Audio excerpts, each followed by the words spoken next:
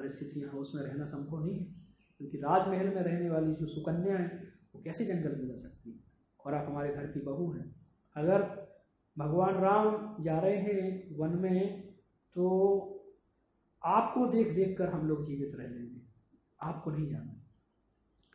लेकिन सीता जी ने उत्तर दिया कि नहीं, जहाँ पति जाते हैं उनकी परछाई के रूप में पत्नी जाती है। पत्नी पति से अलग नहीं है, इसलिए उनको बोला जाता है अर्धांगिनी, अर्थात पति के आधे अंग वो पत्नी कहलाती है। तो ये सभी माताओं के लिए भी संदेश है यहाँ पर कि चाहे हम कोई भी कार्य करें, कोई भी कार्य आप करते हैं, पति की आज्ञा के अनुसार ही कार्य करना चाहिए, क्योंकि ये बहुत हमारे भारतीय संस्कृति की विशेषता है। ये जो संबंध है, चाहे भाई बहन का संबंध हो, पति पत्नी का संबंध हो, माता पिता का संबंध हो, माता और पुत्र का संबंध हो, कोई भी संबंध है, ये सारे संबंध बहुत महत्वपूर्ण संबंध है और इसमें बहुत भावनाएं जुड़ी हुई है। ये संबंध ऐसे नहीं है कि कोई शारीरिक आधार पर संबंध है या कुछ नहीं।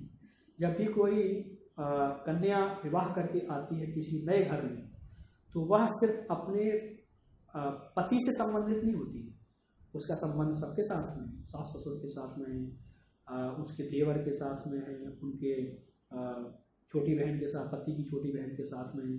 सबके लिए वो एक महत्वपूर्ण संबंध लेके आती है। तो जब भी किसी का विवाह होता है तो एक घराने में विवाह होता है। घराने का अर्थ है पूरे परिवार की जो भी व्यवस्थाएं हैं, पूरे परिवार के जितने भी संबंध हैं, सभी संबंध एक साथ निभाती हैं। तो इसलिए इनको बोला जाता है कुल वधू, कुल वधू बोला जाता है, पूरे कुल की वो वधू है। तो माता सीता को जाने से मना किया कौशल्या, माता कौशल्या ने बोला नहीं, आप वन में नहीं जा सकते। लेकिन फिर अंततया सीता जी की जिद के आगे उनको भी झुकना पड़ा, सभी को झुकना पड़ा और सबने कहा ठीक है, सीता जी जाना चाहते हैं। अब यहाँ पर एक महत्वपूर्ण प्रश्न है कि जब सीता जी ने जाने का निश्चय किया और जाने का परमिशन मांगी, तो फिर लक्ष्मण जी की पत्नी उर्मिला ने परमिशन क्यों नहीं मांगी? ये प्रश्न आता है, क्यों नहीं मांगी परमिशन? तो इसका उत्तर है कि लक्ष्मण जी की पत्नी वो भी अपने पति के विरह में इतनी ही कष्ट में थी जितनी कि सीता जी थी, और पति का वियोग सहन नहीं कर सकते थे। लेकिन एक जिम्मेदार होने के नाते उन्हें पता था कि लक्ष्मण जी उनके लिए स्वयं के लिए कोई सेवा स्वीकार नहीं करेंगे। अर्थात अगर लक्ष्मण जी अपनी पत्नी के साथ जाएंगे तो वो भगवान राम की और माता सीता की सेवा करने में कुछ संकोच उनको होगा, क्योंकि पत्नी साथ में है, और लक्ष्मण जी को सेवा का पूरा मौका नहीं मिल पाएगा, क्योंकि बीच बीच में कुछ अधिकतर सेवा का भार मुझे मिल जाएगा या मुझे लेने का सौभाग्य मिलेगा। तो लक्ष्मण जी के सौभाग्य में कोई भी कमी नहीं रखना चाहती थी। तो ये वर्णन है कि आगे आने वाले 14 वर्षों तक उर्मिला ने कोई श्रृंगार नहीं किया, कोई उन्होंने भोजन भी ढंग से नहीं किया, नींद भी नहीं ली। सिर्फ उर्मिला की बात नहीं है, जितने भी अयोध्या वासी हैं, सामान्य नर नारी से लेकर जो राजभवन में रहने वाले लोग, 14 वर्षों तक उन्होंने कुछ खाया पिया नहीं ढंग से, 14 वर्षों तक सोए नहीं, 14 वर्षों तक बच्चों को देख रेख नहीं किया माताओं ने, 14 वर्षों तक कुछ भी ऐसा किया नहीं। तो ये जो विशेष वर्णन है ये आता है कि भाई कितना प्रेम भगवान राम का के प्रति हर एक प्रजावासी का था। तो जब ऐसा 14 वर्षों का वनवास खत्म होने का ही सबने इंतजार किया, तो ऐसा वर्णन है कि कई लोगों की तो आंखें पथरा गई थी, लगातार आंखें देख रही थी कब भगवान राम वापस आएंगे। हर रोज हर समय वो लोग इंतजार कर रहे थे कि आज भगवान राम शायद आने वाले, आज आने वाले। तो ये विशेष वर्णन है कि एक राजा को कैसा होना चाहिए। एक राजा ऐसा होना चाहिए कि प्रजा इंतजार करे कि कब राजा का दर्शन होगा। ऐसा प्रजा को प्रेम होना चाहिए राजा के प्रति, और राजा का ऐसा आचरण होना चाहिए। ऐसे ही पूरे परिवार का आचरण, पूरे राजभवन का आचरण। जब भरत को पता चला कि अरे ये तो ऐसा होने वाला है कि जाने वाले हैं भगवान राम चले गए, भगवान राम सीता लक्ष्मण चले गए और ननिहाल से संदेश आया, तो भरत और शत्रुघ्न आए, और तब तक महाराज दशरथ भी प्राण त्याग चुके थे। तो सभी शोकाकुल थे, बहुत शोक में थे सभी। तो भरत जैसे ही आए तो उस समय उन्होंने अपनी माता को बहुत, हम बोल सकते हैं कि उल्टा सीधा बोला, उनको डांटा, उनको बोला कि अरे मेरे पुत्र बनाने, मेरे राजा बनाने के पीछे भगवान राम को वन में भेज दिया, और जो घर की कुल वधू हैं, जो घर की शोभा है माता सीता, वो वन में चली गई, लक्ष्मण जी वन में चले गए, तो हम लोग यहाँ राजा बनने के लिए यहाँ पर क्या हम सारा प्लान कर रहे थे क्या? और ऐसा करके बहुत उल्टा सीधा बोला। और अब एक प्रश्न आता है कि कैकेयी ने ऐसा क्यों किया? कैकेयी तो सबसे अधिक प्रेम करती थी भगवान राम से, कौशल्या से भी अधिक प्रेम करती थी कैकेयी, फिर ऐसा क्यों किया? और आज भी जब भी हम रामायण के बारे में चर्चा करते हैं तो कैकेयी का जब भी नाम आता है तो हमें एक ही चीज़ याद आती है कि उन्होंने ही भगवान राम को, माता सीता को, लक्ष्मण को वन में भेजा। तो ऐसा क्यों किया कैकेयी? क्या उनका मन में ईर्ष्या थी, कोई छुपी ही ईर्ष्या कि ऐसा किया? लेकिन कैकेयी ने एक बहुत महत्वपूर्ण जिम्मेदारी यहाँ पर निभाई। अपने भगवान के प्रति जितना अधिक प्रेम है, उस प्रेम को छुपाकर भी कैकेयी ने वो रोल प्ले किया जो सामान्य लोग प्ले नहीं करते। सामान्य लोग हर समय ये ध्यान रखते हैं कि उनके बारे में कोई लांछन नहीं लगाए, उनको कोई बुरा भला नहीं बोले, उनके बारे में कभी कोई प्रश्न चिन्ह नहीं उठे, संबंधों के विषय में चाहे प्रशंसा के विषय में कोई प्रश्न चिन्ह नहीं उठे, क्योंकि भगवान राम से अपना संबंध कौन खराब करना चाहता है? लेकिन कैकेयी को पता था कि अगर भगवान राम यहीं पर रहेंगे, वो वन में नहीं जाएंगे, तो इन सब का उद्धार संभव नहीं। इतना सारा समय से वेट कर रहा है रावण। रावण भी भगवान से रोज प्रार्थना करता था कि हे भगवान, जब मैं द्वारपाल था, जय विजय के रूप में हम दोनों भाई थे, तो आपने बोला था कि या तो 10 जन्म का ये डील साइन हुआ था कि 10 जन्म सामान्य मांग लो या 3 जन्म असुर के मांग लो। तो अब मेरा असुर कुल में जन्म हो चुका है, मेरा और मेरे छोटे भाई हिरण्य इसका कुंभकर्ण का, तो आप कब आएंगे, आप कब आएंगे? तो रावण हर समय भगवान का चिंतन करता था, वेट कर रहा था। तो रावण की शंका दूर करने के लिए, रावण के इंतजार को खत्म करने के लिए कैकेयी ने किया। सिर्फ रावण के नहीं, अहिल्या जो पत्थर बनकर काफी समय से थी, गौतम ऋषि की पत्नी अहिल्या, उनका भी उद्धार भगवान को करना था। उनको पत्थर से एक सामान्य जो स्वरूप है वो दिलाना था। इसके अलावा हनुमान जी वेट कर रहे थे। हनुमान जी भी भगवान के इटर्नल एसोसिएट हैं, शाश्वत संबंध है हनुमान जी का भगवान के साथ, वो भी इंतजार कर रहे थे। उनसे मित्रता करानी थी। यहाँ तक कि जाम्बवान हैं, सुग्रीव हैं, इन सबको भी भगवान का संग मिलना था। दंडकारण्य वन में जितने सारे ऋषि हैं उनको भगवान की कृपा प्राप्त होनी थी, सबरी को कृपा प्राप्त होनी थी भगवान की। इसके अलावा हम देखें तो विभीषण को भगवान की कृपा प्राप्त होनी थी। और इतने ही नहीं, बहुत सारे स्थानों को भगवान को पवित्र करना था, क्योंकि भगवान जब 14 वर्ष वन में रहे तो बहुत सारे लोगों से मिले होंगे, बहुत सारे स्थानों पर उन्होंने निवास किया, और जहाँ जहाँ निवास किया उन स्थानों को धाम बना दिया भगवान ने, क्योंकि जहाँ भगवान की शरण पड़े वो स्थान तो सबसे ज़्यादा प्रेममय हो गया। तो कैकेयी का एक बहुत महत्वपूर्ण रोल है, कैकेयी को एक महत्वपूर्ण डिसीजन लेना था पूरे रामायण में, तो ये रोल कैकेयी ने प्ले किया। हालांकि सभी लोग उनको आज भी उसके लिए कुछ बुरा भला बोल सकते हैं या मन में कम सम्मान रख सकते हैं, लेकिन कैकेयी को करना आवश्यक था। और फिर जब भरत महाराज ने ऐसा सुना कि उनको राजा बनने हेतु ये सब किया जा रहा है, तो उन्होंने बोला मैं तो राजा नहीं बनने वाला हूँ। इतना सब होने के बाद मैं क्या राजा बनूंगा? अगर मैं राजा बनूंगा तो बाकी लोग क्या सोचेंगे कि भरत ने अपनी माता के साथ कुछ ऐसा प्लानिंग किया और ये सब किया। और दूसरी बात है, भरत महाराज राजा बनना चाहते थे नहीं, बिल्कुल भी नहीं चाहते थे। वो तो भगवान राम को राजा बनकर देखकर जो प्रसन्न होते, उतना स्वयं राजा बनने से कभी प्रसन्न नहीं हो सकते। तो भरत महाराज ने कहा कि चलो अब हमें भगवान राम को वापस लाना, उनको वापस लाना, जो हुआ तो हुआ, जो भी श्राप हुआ, वरदान हुआ, जो भी है, अब उनको हमें चल के वापस लाना है। तो भरत महाराज ने कहा सेना इकट्ठी करो और हम पूरी सेना के साथ जाएंगे और भगवान राम को वापस लाएंगे। अब इसके आगे की कथा मैं कल बताऊंगा, इसके पहले की कथा आज बता देता हूँ। तो जब महाराज दशरथ के 4 पुत्र हुए और चारों पुत्र एकदम बहुत आकर्षक थे। ऐसा वर्णन आता है कि जब वो चलते थे आंगन में 4 के 4 पुत्र, तो महाराज दशरथ और तीनों रानियां बहुत प्रसन्न होती थी और पूरे अयोध्या नगरी में प्रसन्नता थी कि 4 राजकुमार प्राप्त हुए हमें।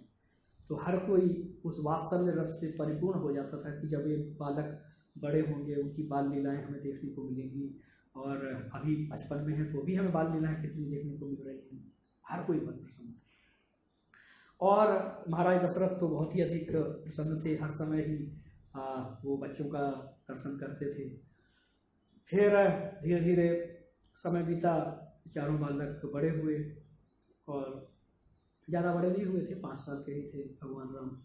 उस समय एक दिन विश्वामित्र मुनि वो आए महाराज दशरथ के दरबार में, और विश्वामित्र मुनि ने बोला कि मैं जब जंगल में तपस्या करता हूँ, जब जंगल में हवन इत्यादि करता हूँ, यज्ञ करता हूँ, तो उस समय बहुत सारे राक्षस हैं जो कि यज्ञ में विघ्न डालते हैं।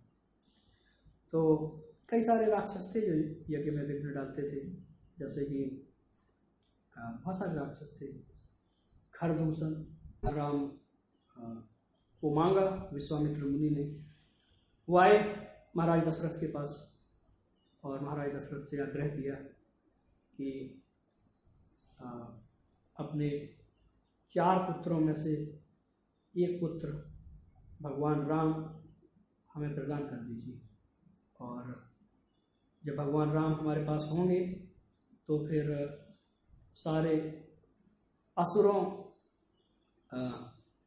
से वो लड़ाई कर सकते हैं, सारे असुरों से हमारे यज्ञ को बचा सकते हैं, और साथ में मैं उनको शस्त्र विद्या की भी शिक्षा दूंगा।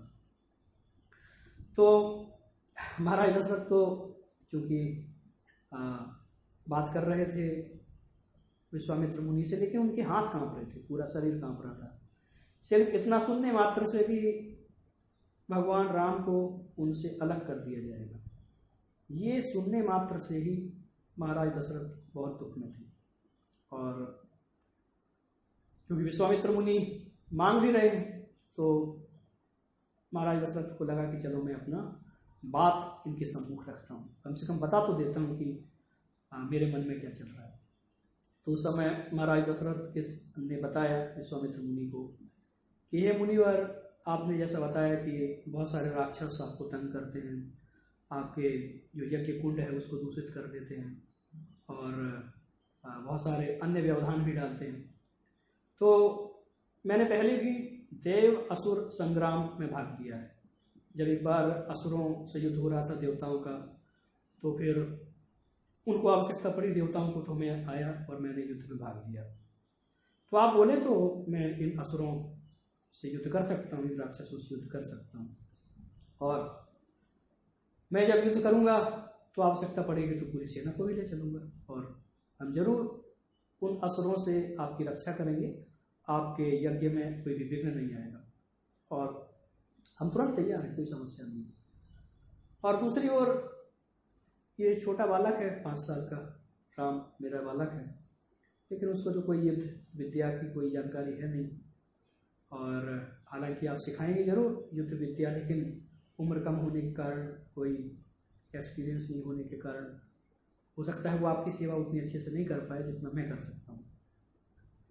तो विश्वामित्र मुनि ने बताया कि देखिए, मैंने आपसे जो मांगा है वो आप मुझे देने में समर्थ हैं या नहीं। जब इस तरह विश्वामित्र मुनि ने बोला, तो उस समय वशिष्ठ जो कि कुलगुरु हैं रघुकुल के, तो उन्होंने राजा दशरथ को संकेत किया कि आप इस समय विश्वामित्र मुनि को रुष्ट मत कीजिए, क्योंकि विश्वामित्र मुनि एक ऐसे ऋषि हैं जो वैसे तो सारे असुरों से अपनी रक्षा कर सकते हैं, ऐसा नहीं है कि उनको आपकी कोई सहायता की आवश्यकता है, लेकिन वो आपके पास किसी विशेष प्रयोजन के लिए आए। तो इसलिए इस बात को ऐसा समझिए कि भगवान की ऐसी इच्छा है, इसलिए वो ऐसे यहाँ पर आए हैं, और अगर आप उनकी बात नहीं मानते हैं तो वो कोई आपको श्राप इत्यादि भी दे सकते हैं, जिससे पूरे कुल का नाश हो सकता है। तो इसलिए समझदारी इसी में है कि अभी आप उनकी बात को पूरा पूरा मान लीजिए। तब महाराज दशरथ ने कहा कि ठीक है कुलगुरु आप ऐसा कहते हैं, लेकिन फिर भी मेरा हृदय अभी इस बात को मानने के लिए पूरी तरह से तैयार नहीं हो पा रहा है कि मैं अपने पुत्र राम को अपने नयनों से दूर कर पाऊँगा, अपनी आँखों से दूर रख पाऊँगा। और तब वशिष्ठ की बात मानकर विश्वामित्र मुनि से बोला दशरथ महाराज ने कि ठीक है, आप जैसा बोलते हैं मुनिवर, मैं वैसा आपकी आज्ञा पालन करने के लिए तैयार हूँ। और प्राचीन काल में विशेषता भी थी कि जब भी कोई साधु हमारे घर पर आते हैं, कोई भी चीज़ मांगते हैं, तो उनको मना नहीं कर सकते, उनको दे दिया जाता था कोई भी वस्तु मांगे, क्योंकि ये माना जाता है कि हर एक चीज़ हमें साधुओं की कृपा से ही प्राप्त हुई है, साधु जो हमें देते हैं उसी से हमें प्राप्त होता है। ऐसा वर्णन है कि ये जो पूरी पृथ्वी का राज्य है, पूरी पृथ्वी है, इसमें जितने भी धन संपत्ति, ऐश्वर्य, वैभव इत्यादि, इस पर अधिकार है भगवान के भक्तों का, क्योंकि भगवान के भक्तों ने भगवान की भक्ति की, इसलिए भगवान ने उपहार स्वरूप ये सब दे दिया भगवान के भक्तों को। लेकिन चूंकि भगवान के भक्त इसका उपयोग ना तो करने में इच्छुक थे और ना ही राज्य चलाने में उनकी कोई प्रवीणता थी या समय नहीं देना चाहते थे, तो उन्होंने राजाओं को दे दी सारी पृथ्वी और बोला कि आप इस राज्य को चलाइए हमारी ओर से। इसका अर्थ है कि जितना भी पृथ्वी का राज्य है वो वास्तव में है भक्तों का, लेकिन उन्होंने ये गिफ्ट में दिया क्षत्रियों को कि आप उपयोग करिए, और वैश्यों को भी दिया कि भाई आप इस पर खेती करिए, सब कुछ करिए। तो फिर राजा दशरथ ने कहा ठीक है, आप भगवान राम को भी ले जा सकते हैं और मैं इसमें कोई भी विरोध नहीं करूँगा, आपकी बात पूरी तरह से मानूंगा। और जब भगवान राम जाने के लिए तैयार हो रहे थे, तो जैसे मैंने बताया कि बाद की घटना में भी भगवान राम के साथ लक्ष्मण आए, तो इस घटना में भी लक्ष्मण जी ने बोला कि मैं भी आपके साथ चलूँगा। तो विश्वामित्र मुनि ने कहा ठीक है, बहुत अच्छा है, मैं दोनों बालकों को शिक्षा दूंगा। और हालांकि दशरथ जी को ऐसा लगा कि दो बालक एक साथ जा रहे हैं, लेकिन उन्होंने स्वीकार कर लिया। और फिर दोनों बालकों को लेकर विश्वामित्र मुनि रास्ते में चल रहे थे, तो एक बहुत बड़ा पहाड़ देखा। विश्वामित्र मुनि तो रोज ही देखते थे, लेकिन भगवान राम और लक्ष्मण ने पहली बार देखा। ये पहाड़ बना हुआ था हड्डियों का, बहुत सारी हड्डियाँ से मिलकर पहाड़ बना है। जैसे हम अहमदाबाद जाते हैं ना, तो अहमदाबाद जाने से पहले एक पहाड़ हमें दिखता है, और ये पहाड़ जब मैं पहली बार अहमदाबाद आया, मैं बड़ौदा आने से पहले ही एक बार अहमदाबाद आ चुका था, जब मैं फाइनल ईयर में था NIT भोपाल में, तब IIT अहमदाबाद में टीचिंग के लिए मैं आया था, फाइनल ईयर में था। तो मैं पहली बार मैंने देखा ये पहाड़, काफ़ी बड़ा पहाड़ था। तो पता चला वो पहाड़ नहीं है, मिट्टी का पहाड़ नहीं है, ये पहाड़ तो कचरे का पहाड़ है। इतना सारा कचरा इकट्ठा कर करके वो पहाड़ बन गया है। और उस पहाड़ के ऊपर कई वाहन भी चलते हैं, मतलब कचरा इकट्ठा करने वाले या कचरा को हम बोल सकते डिस्पोज करने वाले वाहन चलते हैं। तो ऐसे ही ये पहाड़ था हड्डियों से बना हुआ। और भगवान ने पूछा कि ये हड्डियाँ किसकी हैं, इतनी हत्या किसने की और किसकी हत्या हुई है इतनी अधिक मात्रा में। तो फिर विश्वामित्र मुनि ने बताया कि ये जो राक्षस हैं ये बहुत सारे ऋषि मुनियों की हत्या करते थे, और उनकी हड्डियों से ये पहाड़ बना हुआ है। और कई सारे मनुष्यों की भी हत्या करते हैं, जंगली जानवरों की भी हत्या करते थे, उनका मांस खा जाते हैं और हड्डियाँ ऐसा इकट्ठा करके कितना बड़ा पहाड़ बना। तब भगवान राम को समझ में आया कि दरअसल यहाँ पर तो राक्षसों का आतंक बहुत अधिक है और इसको रोकना बहुत जरूरी है। तो विश्वामित्र मुनि ने धीरे धीरे भगवान को ट्रेनिंग देना प्रारंभ किया, उनको प्रशिक्षण देना प्रारंभ किया। और प्रशिक्षण देते देते ऐसा समय आया कि पहले बार राक्षसों से मुलाकात भगवान की हो गई। वो तारका के रूप में हुई। तारका आई और तारका बहुत विकराल रूप में थी, हाथ में तलवार थी, उसके हाथ के जो नाखून थे वो काफ़ी बड़े बड़े थे। और इस तरह से पूरा जो उसका दृश्य दिख रहा था वो बहुत ही अधिक डरावना था। और भयंकर गर्जना के साथ तारका आई। और जब इतनी अधिक गर्जना हुई तो विश्वामित्र मुनि ने बताया कि ये तारका की आवाज़ है और वो आई है यहाँ पर सबको परेशान करने के लिए। तब भगवान ने ताड़का का वध किया। अब एक प्रश्न आता है कि चाहे भगवान कृष्ण की लीला हो या भगवान राम की लीला हो, दोनों में ही पहला वध किया भगवान ने एक स्त्री का। जब भगवान कृष्ण गोकुल में थे, पालने पर ही झूलते थे, 7 दिन के थे, उस समय पूतना आई थी भगवान के पास। पूतना एक अच्छा स्वरूप लेकर आई, एक सुंदर नारी का स्वरूप लेकर। तो इसलिए सभी ब्रजवासियों ने सोचा कि ये तो शायद भाग्य की देवी लक्ष्मी जी हैं जो अपने पति का दर्शन करने आई। तो सभी ने सोचा चलो ये तो आशीर्वाद देने आई, तो इनको हम एंट्री कर देते हैं। और फिर जाकर पूतना ने अपना स्वरूप, वास्तविक स्वरूप दिखाया और बच्चे को ले गई, और इस तरह से भगवान को वध करना पड़ा पूतना। तो पहला वध भगवान ने किया 7 दिन की उम्र में पूतना का। ऐसे ही भगवान राम ने जब वध किया तो पहला वध किया किसका? ताड़का का वध किया। तो प्रश्न आता है कि अरे स्त्री का वध तो नहीं करना चाहिए था भगवान को, तो वो भी सबसे पहला वध स्त्री का किया। तो इसमें क्या लॉजिक है, कैसे हम समझ सकते हैं? तो इसका उत्तर है कि भले ही कोई राक्षस कैसा भी रूप धर के आए, चाहे पुरुष का या स्त्री का या साधु तक का वेश भी धर के आए, यहाँ तक कि बैल का भी रूप धर के आए, जैसे कि भगवान कृष्ण की लीला में अरिष्टासुर नामक राक्षस वो बैल का रूप लेके आया था, तो भगवान ने उसका वध किया था। फिर भी चूंकि है राक्षस, तो प्रवृत्तियों के आधार पर व्यक्ति की पहचान होती है। भगवद गीता में लिखा है कि चातुर्वर्ण्यम मया सृष्टम गुण कर्म विभागसा। हर एक व्यक्ति की जो पहचान है वो किस पर आधारित है? गुण और कर्म पर आधारित है। वो इस पर आधारित नहीं है कि उसको शरीर कौन सा मिला है, कि बाह्य आवरण कैसा है, इस पर आधारित नहीं है। बाह्य आवरण हमारा कैसा भी हो सकता है, तो बाह्य आवरण ज़्यादा महत्वपूर्ण नहीं है। हम कौन से कुल में हमारा जन्म हुआ है, ब्राह्मण कुल में, क्षत्रिय कुल में, वैश्य कुल में या शूद्र कुल में, या फिर हम ब्रह्मचारी, गृहस्थ, वानप्रस्थ या सन्यासी कौन से आश्रम में हैं।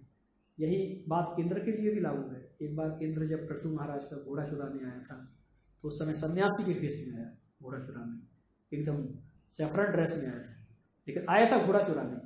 क्यों आया था? क्योंकि पृथु महाराज 100वां यज्ञ कर रहे थे अश्वमेध में, और इंद्र नहीं चाहता था कि 100 यज्ञ पूरे हो जाए, क्योंकि 100 यज्ञ अगर पूरे हो जाते तो पृथु महाराज इंद्र बनने के योग्य हो जाते और इंद्र को ये पद छोड़ना पड़ता। तो फिर उस समय जब पूतना आई स्त्री के रूप में, फिर भी भगवान ने वध किया पूतना का।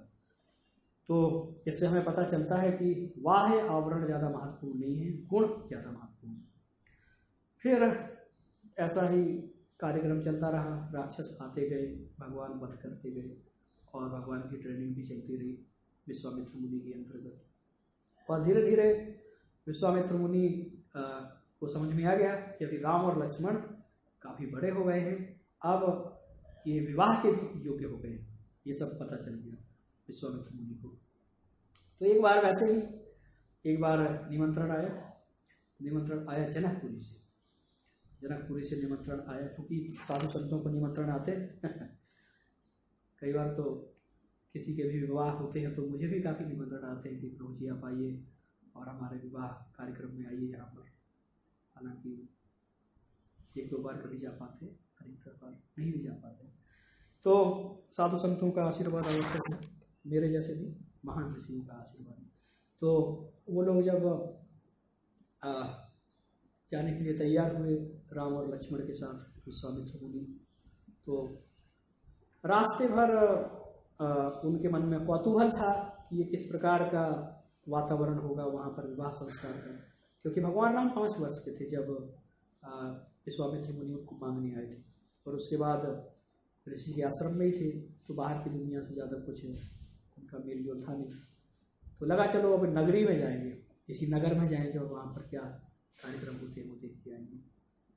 तो फिर सब लोग चले गए, और जनकपुरी में जैसे ही पहुँचे तो उस समय राजा दशरथ ने स्वयं आकर सत्कार किया विश्वामित्र मुनि का, उनके चरण धोए, दोनों बालकों के भी चरण धोए, और उनको उचित सम्मान प्रदान करने के बाद उनको भोजन, उनके शयन, उनके सभी प्रकार की व्यवस्थाएं की, और फिर विश्वामित्र मुनि रात्रि के समय लेटे हुए थे। तो उस समय भगवान राम और लक्ष्मण दोनों ही अपने गुरु के चरण दबाते थे हर रोज रात को, और गुरु तब तक चरण दबाना जब तक चाहते थे तब तक वो चरण दबाते रहते थे। फिर गुरुदेव बोलते थे कि अब आप जाकर विश्राम करें, तभी वो जाकर विश्राम करने लगने जाते थे। तो फिर दोनों भाई चरण दबा रहे थे गुरु के, और चरण दबाते दबाते फिर गुरु जी ने कहा कि अब जाकर आप विश्राम कर लीजिए, आप लोग सो जाइए। तो दोनों भाई विश्राम करने चले गए। अगले दिन सवेरे वर्णन आता है, प्रातः काल उठी के रघुनाथ माता पिता गुरु ना वही माता, कि प्रातः काल जब रघुनाथ अर्थात भगवान राम जब जाग गए तो उन्होंने, वो प्रणाम करते थे, माता पिता तो सामने नहीं थे अभी, वो तो अयोध्या में थे, लेकिन हर रोज का नियम था कि माता पिता और गुरु को प्रणाम करते थे। और फिर उसके बाद अपने जो विद्यानिक कार्य हैं वो सब करके फिर सब लोग वहाँ पर उपस्थित होने गए जहाँ पर सीता जी का स्वयंवर होने वाला था। और सीता जी के स्वयंवर में सब लोग उपस्थित होने के लिए आए थे। बहुत बड़े बड़े राजा महाराजा दिग्विजयी राजा इत्यादि आए थे। और विश्वामित्र मुनि ने बताया कि दरअसल ये जो महाराज दशरथ हैं इनकी पुत्री का विवाह है, सीता का विवाह, और उन्होंने विवाह के लिए विशेष शर्त रखी है। ये शर्त है कि जो ये भगवान शिव के द्वारा प्रदत्त धनुष है, इस धनुष को जो व्यक्ति प्रत्यंचा चढ़ाएगा, अर्थात जैसे धनुष होता है, धनुष के ऊपर एक डोरी बांधी जाती है, और इस डोरी को जो बांध देगा, प्रत्यंचा चढ़ा देगा, उसके साथ सीता जी का विवाह होगा, जनक जी विवाह करेंगे। तो बहुत सारे राजा महाराजा आते थे, क्योंकि एक तरह का एक कॉम्पिटिशन होता था जिसमें अलग अलग लोगों को अपनी शक्ति प्रदर्शन करने का मौका मिलता था, और जो सबसे ज़्यादा योग्य होता था उसको ये सौभाग्य मिलता था कि वो इस प्रकार राजकुमारी उनका वर्ण करेंगे, उनको पति के रूप में स्वीकार करेंगे। तो ये स्वयंवर प्रथा कहलाती थी, जहाँ पर कोई भी कन्या स्वयं अपनी इच्छा से पति का चुनाव करती थी, और सामान्य तौर पर उनके पिता के द्वारा जो रखी गई शर्तें हैं उसके अनुसार। तो फिर ये क्षत्रियों में कॉमन था, बाकी क्षत्रियों में भी राजाओं के लिए विशेष तौर पर ये था, और बाकी वैश्य और ब्राह्मण के लिए ऐसा नहीं था, उनके लिए कुछ अलग गुणों की पहचान के आधार पर योग्य वर का चुनाव होता था। तो फिर स्वयंवर का समय हुआ, सीता जी भी वहाँ पर उपस्थित थी, लेकिन उसके एक दिन पहले क्या हुआ था कि जब सीता जी फूल चुनने के लिए गई, कुछ फूल वो लेने के लिए गई थी पार्वती देवी की इस पूजा के लिए। तो पार्वती जी को गौरी कहा जाता है, गौरी, और उनकी पूजा के लिए सीता जी कुछ फूल लेने गई। उस समय भगवान राम और लक्ष्मण भी गए थे बगीचे में ही। तो उस समय सीता जी को पहली बार दर्शन हुए भगवान के, तो उन्होंने मन ही मन भगवान को प्रणाम किया। और चूँकि हम जानते हैं कि सीता जी कोई सामान्य बालिका नहीं थी, वो तो स्वयं भगवान की हमेशा की संगिनी है, और वो समझ गई कि भगवान यहाँ पर आ गए, और उन्होंने माता गौरी से प्रार्थना की कि कल के दिन जो स्वयंवर हो उसमें भगवान ही मेरा वर्ण करें। और स्वाभाविक ही है, भगवान की जो अंतरंगा शक्ति है सीता जी, इनको और कोई वर्ण कर भी कैसे सकता है? किसी के पास इतनी क्षमता नहीं है, इतना शक्ति नहीं है कि वो आदि शक्ति अर्थात सीता जी का वर्ण कर सके।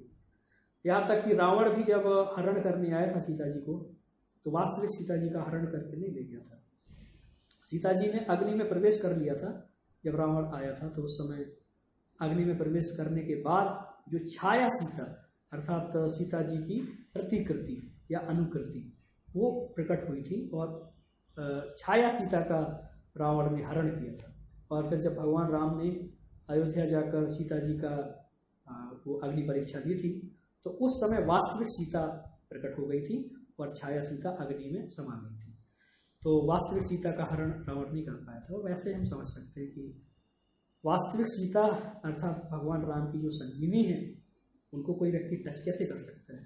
कोई व्यक्ति टच नहीं कर सकता। यहाँ तक कि रावण भी इतना तो समझदार था ही, सीता जी को तो कोई कष्ट नहीं दे सकता था। तो फिर जब ऐसा हुआ कि सीता जी ने प्रार्थना की माता गौरी से कि भगवान राम ही मुझे वर के रूप में प्राप्त हों, तो फिर उसके बाद अगले दिन सब लोग एकत्रित हुए। अच्छा, ये प्रश्न आता है कि ये धनुष की शर्त क्यों रखी गई? कि धनुष की प्रत्यंचा चढ़ाएगा जो वही सीता जी का वर्णन करेगा। उसके पीछे भी एक कथा है। एक बार जब सीता जी काफ़ी छोटी थी, मान लीजिए आप समझ सकते हैं 2-3 साल 5 साल की बालिका रही होगी, तो क्योंकि ये बचपन से ही सिखाया जाता था, भले ही राजकुमारी हो या कोई भी, जो गृह कार्य है अर्थात घर के कार्य का अर्थ है सफाई करना, घर की सफाई करना, झाड़ू पोछा लगाना, अच्छे अच्छे व्यंजन बनाना अर्थात पाक विद्या, कुकिंग सिखाया जाता था। भले ही राजकुमार की कन्या हो, लेकिन भले ही राजा की कन्या हो, लेकिन फिर भी उनको ये सब चीज़ें माता सिखाती थी। क्यों? क्योंकि ये तो आवश्यक है अपने पति को प्रसन्न करने के लिए, अपने जो घर में अन्य सदस्य हैं उनको प्रसन्न करने के लिए, तो इसमें पारंगत होती थी सभी। ऐसा वर्णन है कि राधा रानी भगवान कृष्ण के लिए हर रोज नए नए आइटम्स बनाती और अनंत कोटि समय से बना रही, इतनी प्रवीण है। इसलिए ये शिक्षा और मिलती है कि जो भी कन्याएं हैं उनको ये सब सीखना चाहिए। ऐसा नहीं सोच सकते हैं कि नहीं विवाह के बाद तो हम होटल में खा लेंगे या कोई खाना बनाने वाली रखेंगे, कोई माता जी जो खाना बनाए हमारे लिए, ऐसा नहीं। ये तो सबको सीखना ही चाहिए, ये गृह कार्य कहलाते हैं। तो जब सीता जी घर की सफाई कर रही थी कमरों की, तो उस समय माता की सहायता कर रही थी, क्योंकि वो तो 2-3 साल की बालिका थी, तो ज़्यादा कुछ नहीं कर सकती थी। तो उस समय ये जिस कक्ष में ये शिव धनुष रखा हुआ था, तो सीता जी को लगा कि चलो मैं इस धनुष के नीचे थोड़ा सफाई कर देती हूँ, और ये थोड़ा इसके नीचे थोड़ा धूल दिख रही है। तो सीता जी ने अपने बाएं हाथ से, वो छोटी सी बालिका है लेकिन बाएं हाथ से शिव धनुष को थोड़ा सा उठा लिया और नीचे पोंछ लगाना शुरू किया। राजा दशरथ, राजा जनक ये देख रहे थे, उन्हें अपनी आंखों में विश्वास नहीं हुआ कि ये छोटी सी बालिका, 2-3 साल की बालिका, ये मेरी पुत्री, इसने धनुष को बाएं हाथ से ऐसे ही उठा लिया और नीचे पोंछा लगा दिया। तब राजा जनक ने तब से प्रण कर लिया कि सीता जी कोई सामान्य बालिका नहीं, तो इनके लिए जो वर होना चाहिए वो भी सामान्य नहीं होना चाहिए, वो असामान्य होना चाहिए। तो चूंकि सीता जी ने इस धनुष को ऐसे ही उठा लिया बिना किसी प्रयास के, तो उनका वर इतना शक्तिशाली तो होना चाहिए जो इस पर प्रत्यंचा चढ़ा दिया। तो ये जनक जी ने उस आधार पर ये शर्त रखी। अब ये धनुष एक्चुअली था शिव धनुष, शिव जी का धनुष था, लेकिन परशुराम जी को रखने के लिए दिया था शिव जी। तो परशुराम जी ने फिर ये धनुष को दे दिया जनक महाराज को कि आप अपने पास रखो, जब जरूरत पड़ेगी तो मैं मांग लूँगा। और काफ़ी पुराना धनुष था। तो जब ऐसे धनुष पर प्रत्यंचा चढ़ाने की बारी आई, ये घोषणा की गई कि जो भी महाराज, जो भी राजा हैं यहाँ पर, और वो धनुष पर प्रत्यंचा चढ़ाने की कोशिश कर सकते हैं, और जो प्रत्यंचा चढ़ाएंगे उनसे ही मेरी पुत्री का विवाह होगा। तो फिर अलग अलग राजा आए सब सामने और प्रयास करने लगे, लेकिन धनुष को हिला भी नहीं पा रहे थे, प्रत्यंचा चढ़ाने की बात थी। तो सभी राजा सर्व से पानी पानी हो गए। फिर सबने आपस में विचार किया कि हम एक काम करते हैं, कम से कम 10,000 राजा वहाँ पर उपलब्ध थे, ऐसा वर्णन आता है कि हम सब चलो मिलकर धनुष को उठाएंगे। और सबने मिलकर भी प्रयास किया, लेकिन धनुष नहीं हिला। तब बहुत असमंजस में सभी राजा पड़ गए, और उनसे भी अधिक असमंजस में कौन पड़ गए? जनक महाराज और उनकी पत्नी।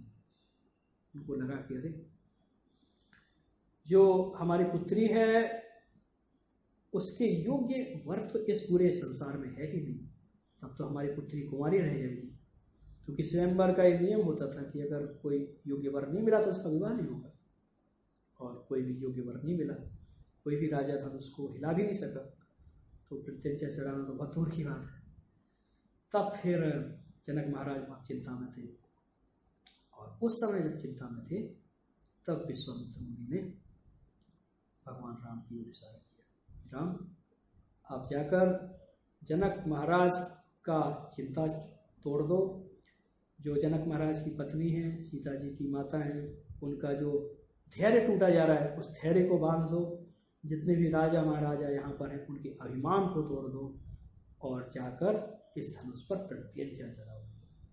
तब भगवान राम उठे।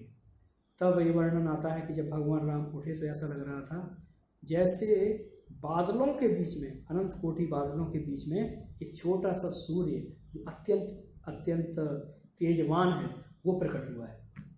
और क्योंकि भगवान राम मतलब सूर्य की तरह तेजवान थे, तो वो चलना उन्होंने शुरू किया। और जैसे ही उन्होंने चलना शुरू किया तो सभी राजा देखते रह गए, भगवान के जो अद्भुत सौंदर्य है उनको देखते रह गए, अद्भुत तेज को देखते रह गए। और सभी लोग इतना तेज को निहार रहे थे, भगवान के अद्भुत सौंदर्य को, कि देखते ही देखते उन सब लोगों ने प्रणाम किया भगवान को। और फिर जनक महाराज के धनुष के पास भगवान राम पहुँचे और अपने गुरु से आज्ञा मांगी। तो गुरु ने कहा हाँ, अब आप प्रत्यंचा चढ़ाएंगे।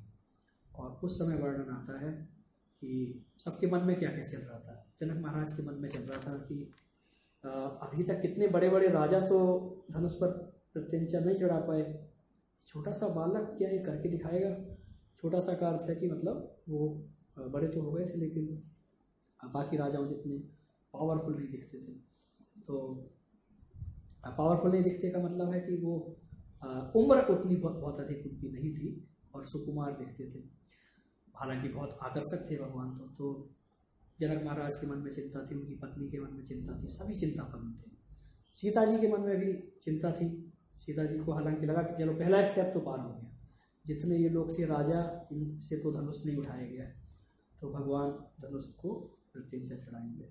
और लक्ष्मण जी तो चिंतित नहीं थे, उनको तो पता था कि भगवान राम के लिए कोई कार्य असंभव नहीं है, वो तो धनुष पर प्रत्यंचा चढ़ा देंगे तुरंत ही। और तब भगवान राम ने अपने बाएं हाथ से धनुष को उठा दिया, और जैसे ही धनुष उठाया तो सबकी चिंता दूर हो गई उससे।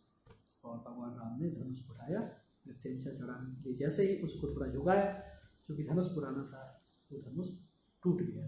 तो ये धनुष भंग हो गया, जिसको बोलते हैं धनुष भंग लीला।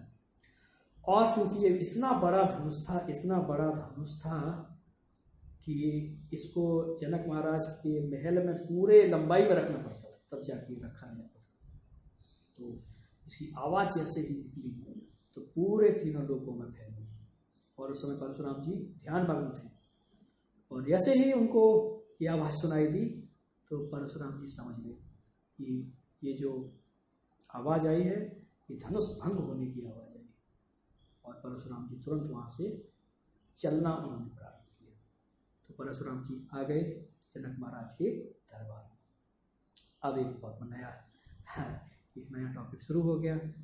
जैसे ही परशुराम जी आए, अत्यंत क्रोध में थे, और तुरंत जनक महाराज से प्रश्न पूछा, ये धनुष किसने पड़ा? धनुष तो मैंने आपकी सुरक्षा में रखा था, आपकी जिम्मेदारी थी इस धनुष की देखभाल करने की। तो जनक महाराज स्तब्ध रहे, कुछ बोल नहीं पाए। क्यों? क्योंकि परशुराम जी के सामने कोई कुछ बोल नहीं सकता। परशुराम जी स्वयं भी भगवान के अवतार, भगवान के जो 10 अवतार आते हैं उसमें एक नाम आता है परशुराम जी का। तो उस समय सभी लोग शांत हो गए, जितने भी राजा महाराजा थे वो सोचने लगे कि परशुराम जी तो वैसे भी इतने प्रसिद्ध हैं कि 21 बार उन्होंने पूरी पृथ्वी को क्षत्रियों से खाली कर दिया, मार मार के। तो ये प्रश्न आया परशुराम जी को देख कर सबके मन में, अब क्या होगा, अब कैसे हम इस समस्या से दूर हो पाएंगे। तो उस समय सभी ने सोचा कि ठीक है, अब जो होगा तो देखा जाएगा। और परशुराम जी के क्रोध को देखकर लक्ष्मण जी ने थोड़ा उपहास करना प्रारंभ किया परशुराम जी का। उन्होंने बोला, अरे धनुष ये तो कोई खास धनुष नहीं है, इतना कोई महत्वपूर्ण धनुष नहीं है। भगवान राम तो इतने महान हैं कि बचपन से ही हम सब खेल खेल में ही बहुत सारे धनुष तोड़ते रहते थे। धनुष तो इतने सारे धनुष हमने तोड़े कि हमें ध्यान ही नहीं है कि ऐसा भी एक आध कोई धनुष रहा होगा कि हमने तोड़ दिया होगा। तो इतना कोई महान धनुष नहीं। तो ये धनुष का अपमान नहीं था, ये सिर्फ धनुष का अपमान नहीं था, ये परशुराम जी का भी अपमान था। लक्ष्मण जी ये बताना चाहते थे कि अरे इतने छोटा धनुष के लिए, इतने कम महत्वपूर्ण धनुष के लिए आप इतना चिंतित हो रहे हो, अर्थात छोटी छोटी चीज़ों पर आप टेंशन लेना शुरू कर दें। तो ऐसा बताने का उद्देश्य था लक्ष्मण जी का। तो जब ऐसा देखा परशुराम जी ने तो उनका क्रोध और अधिक बढ़ गया, और उस समय संवाद आ जाता है, परशुराम लक्ष्मण संवाद, जिसमें परशुराम से लक्ष्मण जी वाद विवाद करते हैं और अंततया बाद में परशुराम जी को समझ में आ जाता है कि जो भगवान राम है वो सामान्य व्यक्ति नहीं है, ये स्वयं मर्यादा पुरुषोत्तम भगवान है। और भगवान राम उस समय क्षमा भी मांगते हैं परशुराम जी से और बोलते हैं कि ये मेरी गलती है कि मैंने आपका ये धनुष तोड़ दिया। लेकिन परशुराम जी भी समझ जाते हैं कि ये धनुष कोई सामान्य व्यक्ति से नहीं तोड़ सकता है, तो समझ जाते हैं कि भगवान राम के द्वारा तोड़ा गया है और जिन्होंने सीता का जो वरण करने जा रहे हैं उससे भगवान। तो बाद में परशुराम जी चले जाते हैं वहाँ से। और इस तरह ये टॉपिक जो फिर परशुराम जी के जाने के बाद क्या होता है, परशुराम जी के जाने के बाद फिर बातचीत चलती है। सबसे पहले तो सीता जी वरमाला पहनाती है भगवान राम को और भगवान राम फिर वरमाला पहनाते हैं सीता जी को, जिस तरह उनका विवाह संपन्न होता है सिर्फ वरमाला से। अभी फिर उसके बाद वहाँ पर दोनों ही कुलों के कुलगुरु उपस्थित थे, जैसे कि जो जनक कुल के कुलगुरु हैं वो भी उपस्थित थे और विश्वामित्र भी एक प्रकार से कुलगुरु तो नहीं है लेकिन अयोध्या की ओर से रिप्रेजेंट तो कर ही रहे थे, वो उपस्थित थे क्योंकि राम और लक्ष्मण उनके साथ आए थे। तो जनक महाराज ने देखा कि राम के साथ एक और बालक के साथ में, तो उन्होंने पूछा कि ये कौन है, तो उन्होंने बताया राम के छोटे भाई हैं। हालांकि उनको पता था लक्ष्मण। तो चारों बालकों की उम्र लगभग बराबर ही थी, ज़्यादा थोड़ा बहुत ही अंतर था, बहुत अधिक अंतर नहीं था। तो उन्होंने कहा कि अच्छा तो इनके पिताजी के बारे में हमें सब जानकारी दीजिए और इनके कुल के बारे में। तो पता चला कि इनके 2 भाई और भी हैं इन 2 के अलावा। तो फिर जो जनक महाराज के कुलगुरु थे वो विश्वामित्र से बात करने लगे कि अच्छा भगवान राम के टोटल 3 भाई और भी हैं, तो जनक महाराज की भी 3 कन्याएं और भी हैं। तो वो दोनों आपस में बात करने लगे। तो उनका अच्छा करते हैं एक काम कि अभी संदेश भिजवा देते हैं अयोध्या में। अयोध्या में संदेश भिजवाया गया और सबको पता चला कि अरे भगवान राम ने शिव धनुष तोड़ दिया और उनका विवाह संपन्न होने जा रहा है। तो अयोध्या में खुशी की लहर दौड़ गई और हर एक व्यक्ति प्रसन्न हो उठा। राजा दशरथ से लेके 3 रानियां और जितने भी लोग वहाँ पर उपस्थित थे, तो सब लोगों ने कहा हम सब मिलकर चलेंगे और सब लोग मिलकर गए। और तब बाकी 3 कन्याओं का भी, यानी भगवान राम, लक्ष्मण, भरत, शत्रुघ्न और जनक महाराज की भी 4 कन्याएं, वो सब बैठ गए और सबका विवाह एक साथ संपन्न हुआ। और विवाह संपन्न होने के बाद वो सभी अपने अपने घरों पर वापस आ गए। अब एक प्रश्न इस समय आया कि जनक महाराज को सीता जी उतनी ही प्रिय थी जितनी कि भगवान राम प्रिय थे दशरथ महाराज को। तो जनक महाराज सीता जी को नहीं छोड़ना चाहते और जनक महाराज सिर्फ सीता जी को नहीं छोड़ना चाहते थे, बल्कि वो विश्वामित्र से बोल रहे थे, विश्वामित्र मुनि से, कि सीता जी तो आ गई हैं यहाँ पर, सीता जी तो यहीं की हैं और भगवान राम को भी हमें यहीं पे रखना है, इनको नहीं जाने दे सकते सीता और राम को। ये हमारे घर पर ही क्या बोलते हैं, घर जमाई बनकर रहेंगे भगवान राम। और इतना अच्छा सौभाग्य हमें मिला कि भगवान राम हमारे यहाँ पर आए हैं, तो इस जोड़ी को अब हम जाने नहीं देंगे। तब बहुत प्रश्न आया। तब दशरथ महाराज कहते हैं कि अरे आपकी बात तो सही है, लेकिन ऐसा कैसे संभव है, जब विवाह हो जाता है तो पुत्र, हमारे यहाँ भी हमें पुत्र और पुत्रवधू चाहिए और आप ऐसा बोल रहे हैं।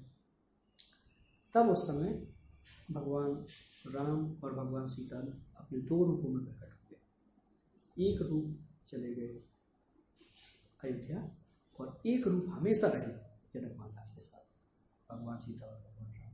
और उनको नित्य प्रति जनक महाराज सेवा करते थे, उनका दर्शन करते थे और वो जनक महाराज के साथ हमेशा रहे। तो इस तरह से जब सबका विवाह संपन्न हुआ, फिर उसके बाद जैसे वर्णन हुआ कि सब लोग भगवान राम सीता जी के साथ और लक्ष्मण जी के साथ वन की ओर गमन उनका हुआ। और फिर वन गमन के बाद भरत महाराज को जब ये बात पता चली तो उन्होंने प्रस्थान करना प्रारंभ किया सारी सेना के साथ, मंत्री सुमंत्र के साथ और 3 माताओं के साथ। कि अब हम भगवान को वापस लाएं। अब इसकी आगे की कथा हम कल करेंगे कि जब भरत महाराज पहुँचते हैं चित्रकूट में भगवान राम से मिलने, और क्या क्या उनकी वार्ताएं होती हैं, और इसके आगे के और वृत्तांत कल। परिस्थितियाँ उसमें रहना संभव नहीं है, क्योंकि राजमहल में रहने वाली जो सुकन्या है